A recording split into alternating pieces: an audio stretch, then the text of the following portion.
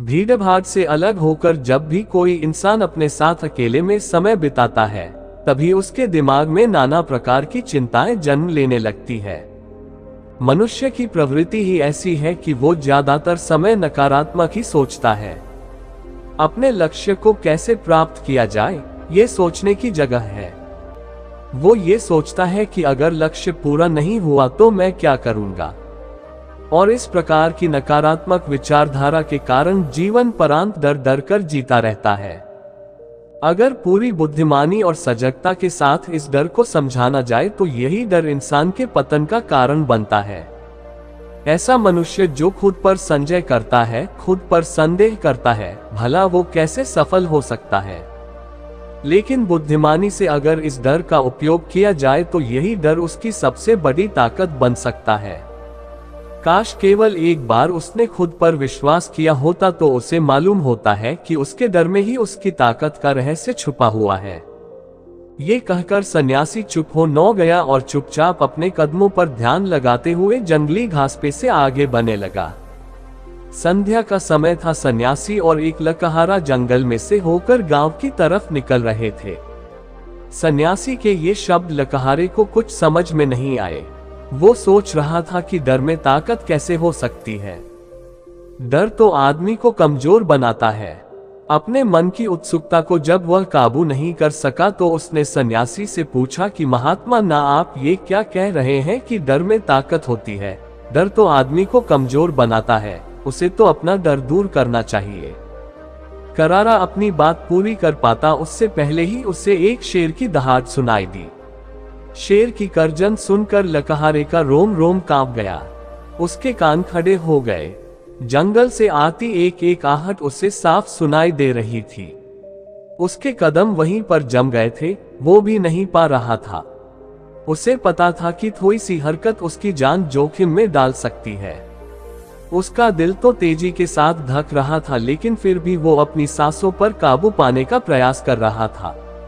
कुछ देर बाद जब खतरा टल गया तब सन्यासी ने कहना शुरू किया। सन्यासी ने कहा कि अभी जब तुम डरे हुए थे तो तुम्हारे शरीर का रोम रोम जाग न गया था।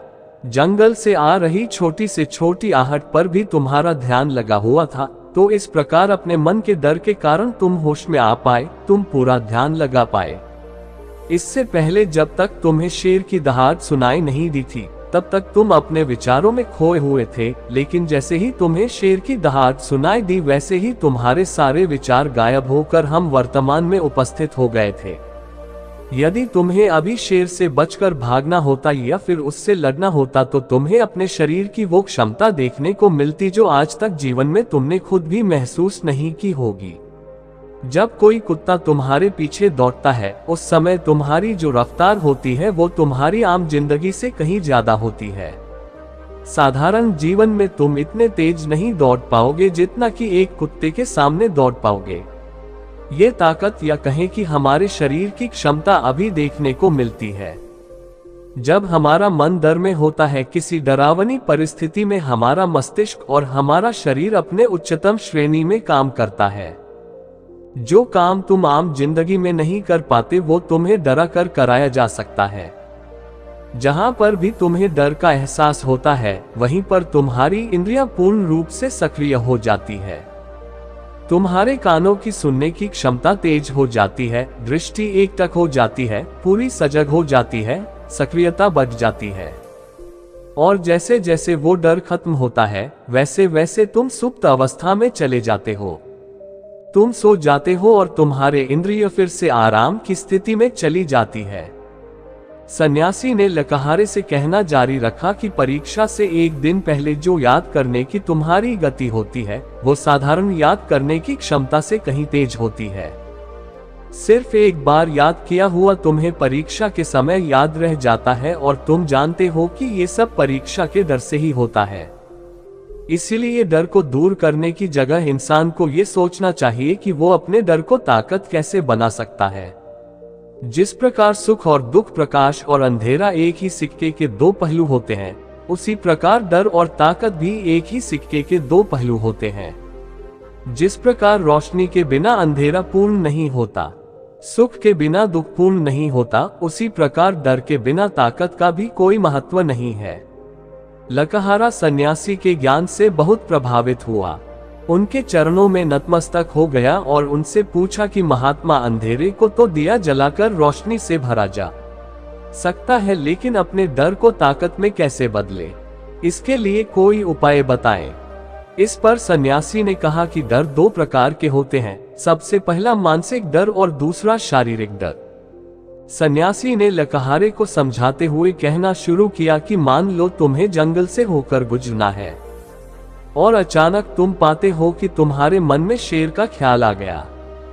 अभी तक प्रत्यक्ष रूप में शेर तुम्हारे सामने नहीं आया है, न उसकी दाद सुनाई दी है, मतलब दूर दूर तक कोई अंदेशा नहीं है कि जंगल में शेर मौजूद है, लेकिन शेर का ख्याल आने से तुम्हारे मन में एक डर पनप गया।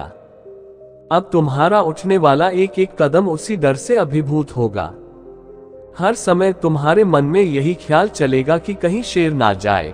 ये शेर वर्तमान में तुम्हारे सामने नहीं है, ये तुम्हारी बहुविषयक की कल्पना है। इसी प्रकार जो मनुष्य अतीत और भविष्य की चिंताओं में डूबा रहता है, वो मानसिक डर का शिकार होता चला जाता है। इसी विडंबना के कारण वो अपने जीवन में जीतने भी निर्णय लेता है। वो सारे मानसिक डर से ग्रसित होते हैं। इसीलिए ज्यादातर मनुष्य पूर्ण रूप से अपने निर्णय पर भरोसा नहीं कर पाते हैं और यही निर्णय या फिर फैसले जो आधे मन से लिए जाते हैं, मनुष्य के कार्य को पूरा नहीं होने देते। लेकिन ये भी सत्य है कि मानसिक डर के कारण ही इंसान अपनी तैयारी पूरी करता है। अगर तुम्हारे मन में शेर का ख्याल नहीं आएगा तो तुम शेर से सुरक्षा के लिए कोई भी कदम नहीं उठाओगे, लेकिन अगर तुम्हें शेर का ख्याल आ गया तो तुम उससे सुरक्षा के लिए कोई ना कोई तरीका जरूर अपनाओगे। तो इसलिए मानसिक डर बेकार नहीं होता, वो आपकी सुरक्षा को और ज्यादा मजबूत भी करता है। लेकिन समस्या तब शुरू होती है जब आप चाहकर भी कुछ नहीं कर सकते, लेकिन उसके बावजूद आप मानसिक डर झेल रहे होते हो। उदाहरण के लिए कुछ मनुष्य हमेशा ये सोचते रहते हैं कि उन्हें कोई बीमारी ना हो जाए, कहीं उनके साथ कोई दुर्घटना घट जाए, कहीं उनके साथ कोई धोखा ना कर दे। लेकिन इन सब घटनाओं पर उनका कोई जोर नहीं होता है, ये उनके हाथ में नहीं होता है। अगर दुर्घटना होनी होगी तो होगी ही, अगर बीमारी होनी होगी तो होगी ही। अच्छा खानपान और अच्छी दिनचर्या का पालन करने के बाद भी अगर कोई मनुष्य बीमार हो जाता है तो ये उसके नियंत्रण के परे की बात है।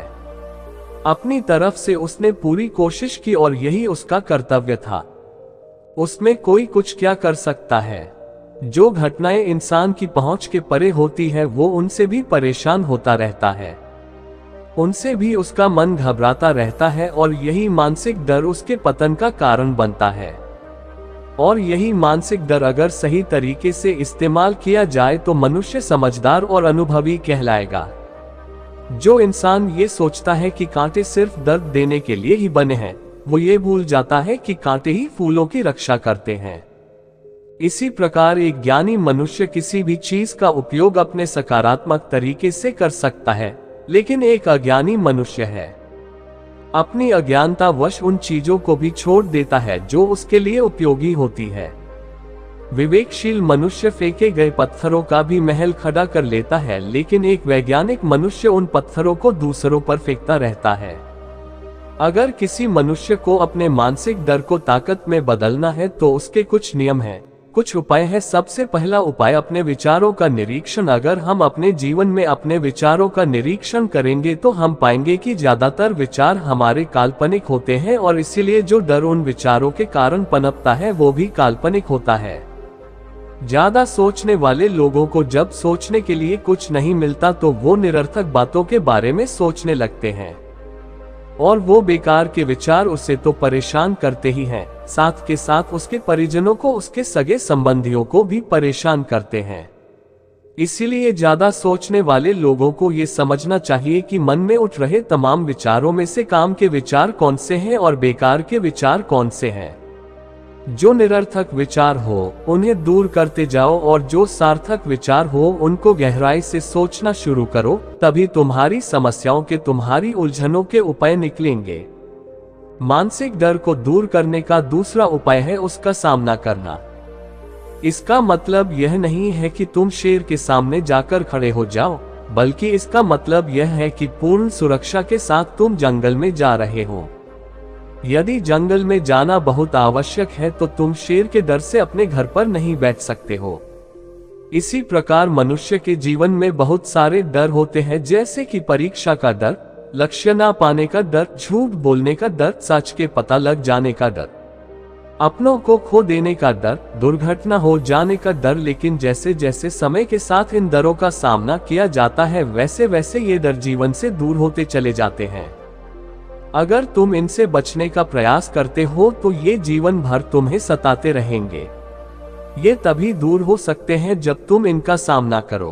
कुछ लोगों को तो दूसरों के सामने खुलकर बात करने में भी डर लगता है। ऐसे लोगों को अनजान लोगों से बात करनी चाहिए। जितना ही वो लोगों से बात करेंगे उतना ही उनके मन का डर दूर होता जाएगा। मानसिक डर को ताकत में बदलने का तीसरा उपाय है अपने डर को स्वीकार करना। बहुत से लोग अपने जीवन में अपने डर को स्वीकार ही नहीं कर पाते। अगर आप उनसे पूछेंगे कि उन्हें किस चीज से डर लगता है तो वह साफ इनकार कर देंगे कि उन्हें किसी चीज से कोई डर नहीं लगता।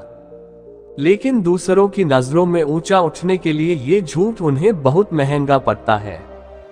अगर वो अपने डर को स्वीकार करना नहीं सीखेंगे तो वो जीवन पर्यंत उस डर से मुक्त नहीं हो पाएंगे। इसीलिए समझदारी इसी में है कि अपने डर को स्वीकार कर लिया जाए। अगर आपको किसी चीज से डर लगता है तो किसी से शर्माने की या झिझकने की जरूरत नहीं है।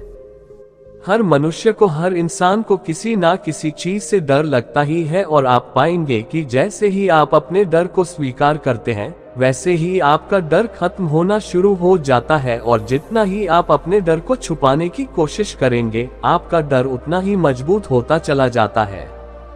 ये सारे तरीके तुम्हारे मानसिक डर को दूर कर सकते हैं, लेकिन शारीरिक डर को दूर करने के लिए तुम्हें दूसरे तरीके अपनाने होंगे। सबसे पहले ये समझो कि शारीरिक डर कौन सा होता है। मान लो तुम किसी जंगल से गुजर रहे हो और अचानक तुम्हारे सामने शेर आ जाता है। तुमने पहले नहीं सोचा था कि शेर तुम्हारे सामने आ सकता है, लेकिन जब वो तुम्हारे सामने आता है तो तुम्हारी सारी शारीरिक गतिविधि या शिथिल हो जाती है। तुम्हारी सांसें अटक जाती हैं, मस्तिष्क काम करना बंद कर देता है और तुम्हारा दिल तेजी के साथ धड़कने लगता है। तो इसलिए जब बिन सोची बात हमारे साथ घटित होती है तो हमारा शरीर उस डर को महसूस कर पाता है और वही शारीरिक डर कहलाता है। ऐसे समय में शारीरिक डर को दूर करने के कुछ उपाय हैं, कुछ तरीके हैं। सबसे पहला उपाय तो यही है कि अपने ऊपर संयम रखें। जब किसी मनुष्य के साथ बिन सोची बात घटती है तो सबसे पहले उसका संयम टूट जाता है, और संयम टूटने के साथ उसका मस्तिष्क काम करना बंद कर देता है, और इसी वजह से सोचने और समझने की प्रक्रिया भी रुक जाती है, क्योंकि हमारा शरीर उसी प्रकार कार्य करेगा। इस प्रकार हमारा मस्तिष्क उसे निर्देश देगा। अगर मस्तिष्क की सोचने समझने की शक्ति खत्म हो गई तो हमारा शरीर भी शिथिल हो जाता है।